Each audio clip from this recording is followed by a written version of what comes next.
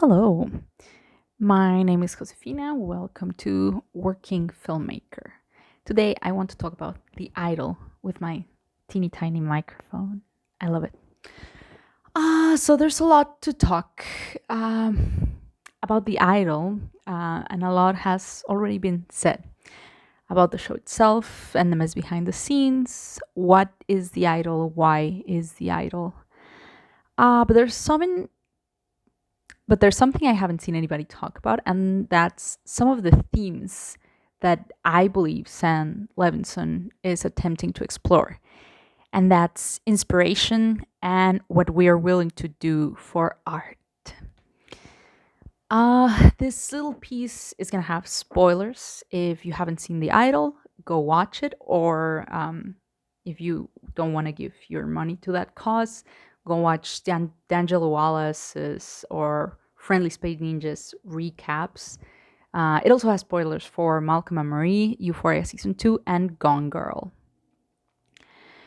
The reason why The Idol feels so disjointed, at least to me, is because Sam Levinson appears to be torn between the story he was supposed to tell, which is the story of a young woman being exploited by the industry and the people in her life, and the story that he actually seems to have wanted to explore at that moment in time. What if this young artist went through hell to come out the other side inspired and filled with art? Based on his recent work, it seems like he's been wanting to explore those themes for a while now. I see them very clearly in Malcolm and Marie, where the story accuses Malcolm, the main character, of staying with his partner because that way he could write an accurate, beautiful story about addiction and bring it to the big screen. Like saying, we artists are leeches and we suck inspiration from other people's suffering. Then he took it a step further in season 2 of Euphoria. In that season, Sam Levinson says, it's okay to exploit other people's suffering because I'm just raising my voice and using my talent. This is through the character of Lexi, who writes a play about the main characters and showcases their struggles, pain, and shame in front of the whole school. And some characters get very angry, but in general, I feel the plot and the characters that have the moral high ground reward her, or at least tell her that what she did is okay. Um, and Sam Levinson's masterpiece, Euphoria, stroked a chord with a lot of people for its depiction of self destruction. However, it seems to have given a lot of people a fascination with pain and what it can do for art. Not long ago, in an acting class I was taking, a teenager girl about not long ago, in an acting class I was taking, a teenager talked about why she wanted to act. She mentioned Zendaya in Euphoria as his biggest inspiration. She said, I want to be able to depict all that pain. It's so beautiful. Rue's character arc in Euphoria Rue is Zendaya's character, is the best written one because Sam Levinson, writer, director, and showrunner of the series, went through his own struggles with opioid addiction. Sam Levinson is almost the only writer credited in the American version of Euphoria. The only other one is Hunter Schafer. But according to beautiful, wonderful, iconic Broy de Chanel, Levinson collaborated with the rest of the actresses to understand their unique experiences. Jules as a trans woman, Rue as a black woman, Kat as a plus-size woman, Cass as a young woman who was sexualized at a very young age, etc. And together they all put their pain on paper and it made for good television. And now I'm gonna start making a lot of assumptions, okay? This is me in Josefina Imagination Land. I feel that Sam Levinson feels he will never achieve that level of success unless he keeps exploring pain. And I feel that Jocelyn's plot in The Idol is his attempt at exploring the following idea. What would happen if an artist would be willing to go to any lengths to find inspiration through pain? The Idol starts as the story of a great pop star who fell from grace. She had a mental breakdown and had to cancel a world tour after her mom died of cancer. We meet her a year later. Her team is exploiting her, and she's not happy with the artistic value of the new single she's about to release.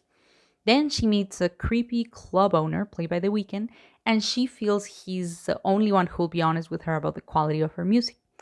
They have a very uncomfortable watch recording session, and she's very happy with the results. Then the next day, after the recording session, Jocelyn has trying to rec- a terrible time trying to record the music video for his single, the single that the record label has for her. Um, Her perfectionism is causing her a lot of distress because I feel there's two wolves inside of her. Like she has a lot of contradictions in her. She's trying to be perfect while at the same time she's not happy with the material she's putting out. So I feel this perfectionism in a way is like, I don't really want this to be done because I don't want this to be out there. And at this point, I think Sam Levinson wanted us to look back and think, this is where Jocelyn's evil master plan starts because she's like, I'm just not happy with this music. Friendly Space Ninja in his video about the idol says that there's no way Jocelyn was planning like all her master plan from the very beginning. And I agree. I believe she actually started planning it the moment she realized she couldn't go through with a single she was not happy about. I believe from this moment on, we're supposed to believe Jocelyn is the one in control of everything. She wants to use the creepy club owner's abuse to bring out the good art in her because this was the only way she felt she could make something meaningful. Unfortunately, Sam Levinson was not very good at telling that story. He wanted to pull off a Gone Girl, where the victim is the abuser, but did it in a very lazy way. It doesn't feel consistent with the character. It worked in Gone Girl because of two reasons. Number one, we first meet Amy only through her fake diary and through other people's perception of her. And we make an idea of her in our heads. But then when the twist is revealed, she very clearly tells us that's not me. Some of it is me, but the story is manipulated to make Nick look bad. And then the filmmakers didn't wait until the very end to reveal the twist, like the idol did. They revealed it on the last episode. It happened in the middle of the story, and this allowed us to then get to know the real Amy during the second half. And she was not an infallible master manipulator. She was a woman with a plan, but had to adapt and make mistakes along the way. Sam Levinson's attempt to make Jocelyn into Amy Dune falls flat because it lacks consistency, context, and a planting of the clues. If this series was all a red herring, it should have been told completely from another character's perspective.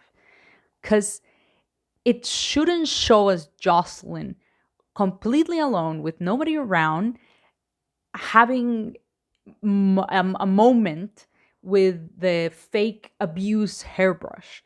That's a lot more than a red herring. That's lying to your audience. This should have been a Great Gatsby type of story where the main character is under a veil of mystery for it to work. The reason why I believe very strongly that this was Sam's objective is because when I first found out about the plot twist, it made me think of that weird scene in episode 3 where they're talking about how you're not supposed to say no because then you're denying yourself an experience. They literally say the following words: some of the most terrible experiences in life can be the most valuable artistically. And then they talk about how the death of Robert Plant's 5-year-old son was worth it because this gave the world Led Zeppelin's All of My Love. And this actually could have worked if it was Jocelyn the one arguing for the artistic value of bad experiences. It would have shown her belief that trauma is necessary for artistic success. Um, I I think that's kind of what he wanted that conversation to be like, oh, this is where Jocelyn is convinced. But then it's like, but then why did she allow them to live in her house before? Why did she allow Tedros into his life? Is she just now coming up? Is she just now coming up with, oh, now I'm gonna use him for my own artistic benefit? It really does not compute to me. Um, I honestly think that Sam Levinson does believe this. I think he believes that trauma is necessary for artistic success.